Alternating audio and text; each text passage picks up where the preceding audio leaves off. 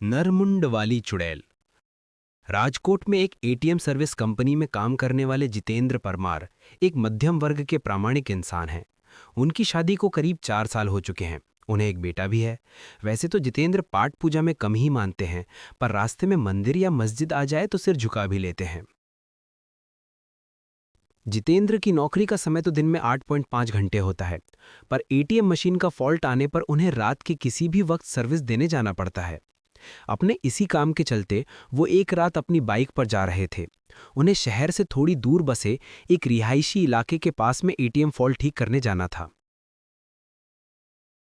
वैसे तो इस काम के लिए 2 एग्जीक्यूटिव जाते हैं, पर जितेंद्र का पार्टनर उस रात बीमार था, तो सर्विसिंग के लिए उन्हें अकेले ही जाना पड़ा। स्पॉट पर जाकर जितेंद्र ने अपनी बाइक स्टैंड पर लगाई। तभी उन्हें वहां एटीएम बूथ पर एक लड़की दिखी। जितेंद्र ने सोचा कि उसे शायद पैसे निकालने होंगे और वो एटीएम के ठीक होने का वेट कर रही होगी।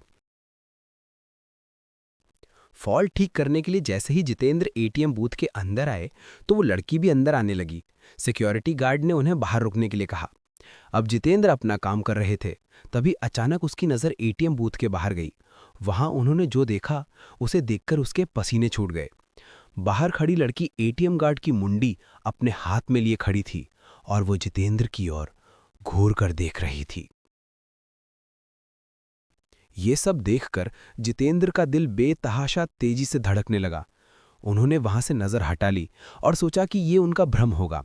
वो ये सब सोच ही रहे थे कि तभी अचानक उनके सीनियर का फोन बज उठा। ये फोन वहां का फॉल्ट जल्दी ठीक करने के लिए था। कांपते कांपते जितेंद्र फिर से काम पर लग गए। थोड़ी ही देर में उन्होंने एटीएम मशीन ठीक कर लिया। इस बार एटीएम बूथ से बाहर देखने पर सब नॉर्मल लग रहा था। वो लड़की भी वहां खड़ी थी और एटीएम का गार्ड भी उसके पास आराम से खड़ा था। जितेंद्र ने सोचा कि पहले जो भी देखा था वो सब उसका भ्रम होगा। वो काम निपटाकर सीधा अपनी बाइक की ओर दौड़ गया। जाने से पहले उसने एक बार फिर एटीएम बूथ पर नजर डाली। तब एक बार फिर से उसका दिल दहल गया। एक बार फिर बाहर खड़ी लड़की एटीएम गार्ड की मुंडी अपने हाथ में लिए खड़ी थी। इस भयानक नज़ारे को देखकर जितेंद्र बुरी तरह डर गए और जल्दी से वहां से भाग निकले।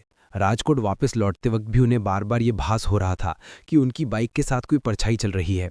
वे घबराए हुए बाइक चलाए जा रहे थे कि ना जाने कैसे अचानक ही उनकी बाइक बंद हो गई और ठीक एक बरगद के पेड़ के पास जाकर रुकी।